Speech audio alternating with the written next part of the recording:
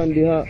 Alas 4 sa kadlawon napuno na daw, naabot na daw ang tubig dito sa may akasya, nangahurot na naanto na dito sa tumoy. Oh, ta wipe out yung tawon sila oh. Kaning mga balaya. Sus, kaita. Tanawa ninyo. Sus, doon nga tawon ninyo. Grabe ka.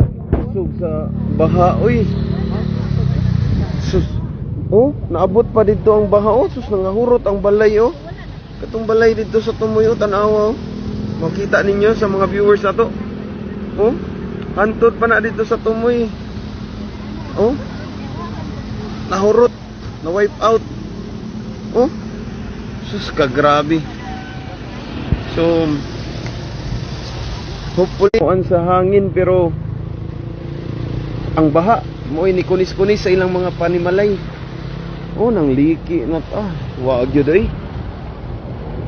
Tabunan jud tanan. Hopefully nga wala ra tay nangakuan ani. Sus kabiha day diri oh, talisay niya padong ni Cebu City South Medical Center nya LTO right. Grabe eh. Alas 4 pa daw sa kadlawon ang tubig na daw diri dapita kanang nga ha. Kanang nay akasya da. Munang nahurot yun sila og nabanlas yun ba. Eh, linog. Linog ang yawan da ni da kay uyog-uyog ang bridge na ami diri sa bridge. So dara. So hopefully nga wala ra tayon sila wala ray na nga unsa naka-evacuate ra unta kay nag pang recover pa ni nilang uban oh. Sus. Oh, magino na nimo dito hanto na dito. Katong murag katumuhon bridge na dito katong sa tumoy.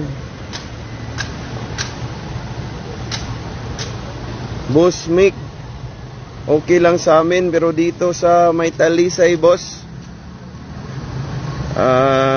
sa awa ng Panginoon okay lang yung tubig. Ayan oh, malalim yan yung sapa na yan, kaso lang malakas talaga yung tubig, umapaw. Nasira yung fire, ano yan, yung riprap nila dyan, no? Nasira. Yung flood control nila, nasira. Yun. Ganyan kalakas.